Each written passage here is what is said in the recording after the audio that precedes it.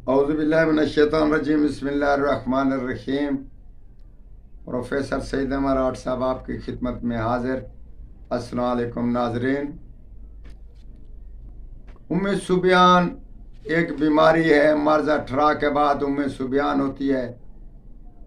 अगर उसी मर्ज के दौरान बच्चा पैदा हो तो वो बहुत तंग करता है, उसको एक मर्ज लगती है कि जब वो रोना ज़्यादा होता है, कभी कभी झटके लगते हैं उसको, कभी कभी बेहोश हो जाता है, कभी कभी इसी हिसाब से जैसे मिर्गी हो उसको दौरा पड़ जाता है, तो इसको उम्मे सुबियान बोलते हैं। तो इस मर्ज का डॉक्टर लोगों के पास देर पा इलाज है, हम आपको जल्दी का इलाज बताते हैं।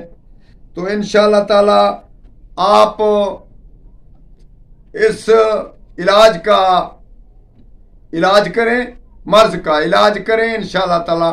उसको बोलते हैं कि ऊद सलेब एक लकड़ी है ऊद सलेब, उसको लेकर साफ सुथरी हो, ताज़ा हो, फ्रेश हो, उसको लेकर उस बच्चे के गले में बांध दें।